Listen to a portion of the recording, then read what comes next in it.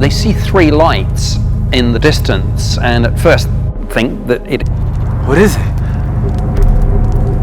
I'm gonna signal it. And then from directly under this triangle in dead center, there came a white light, and it just... Still nothing. Still nothing. And then this laser beam thing shut down, and it just danced around our campsite. And it hit everything that we brought with us. It's almost like a pair of eyes, that laser beam, looking into all of these different things.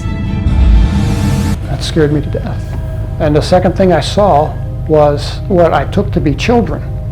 A dozen, maybe 15, walking around. And Toby says to me, "Terry, those aren't human beings." As soon as this light kicked on, all of these little guys started to make their way toward this light. And they would step into this light in twos and threes or so. They would pixelate out. Often with these encounters, people have talked where there was a vehicle that was there. It was actually 19 feet tall and 35 foot wide, as George Fantassel describes it. Gravity beam took me up through a hole in the bottom.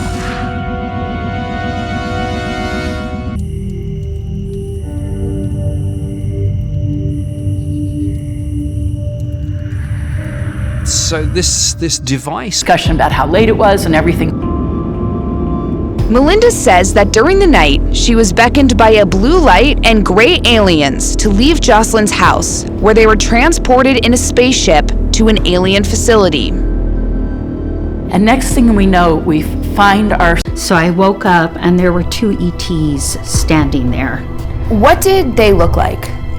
This vehicle, which I just stood there and it seemed to envelope me.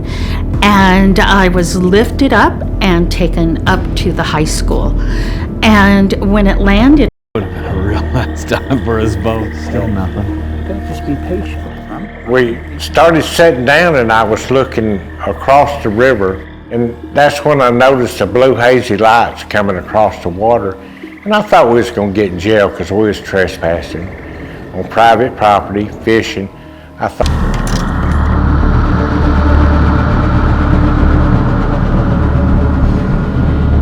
You thought the blue light was law enforcement. And I wish it had been. The hell?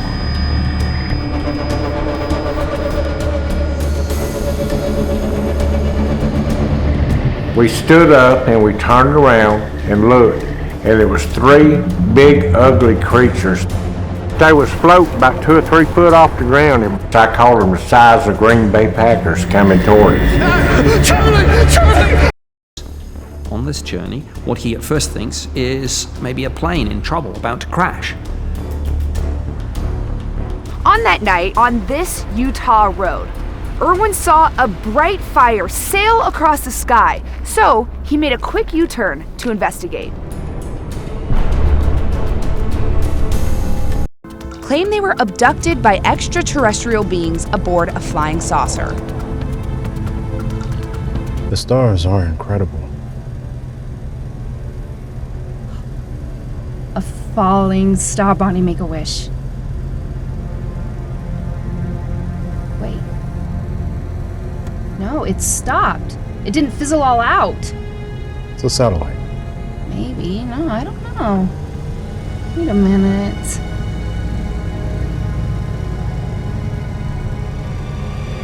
Oh my God. Look at this, Bonnie. It was growing closer and closer. Do you think they're following us? The Hills later described what they were looking at to be an unusual aircraft with airfoils that unfolded like a bird's wings with red lights on each tip. Oh, I see it, Bonnie. Last time to look at this light through the binoculars, he saw figures inside this craft. They seemed to him hostile, and that is what frightened him and drove him back into have their homeworld. Betty was overjoyed. This proved to her what Dr. Simon had denied and what everyone seemed to be doubting.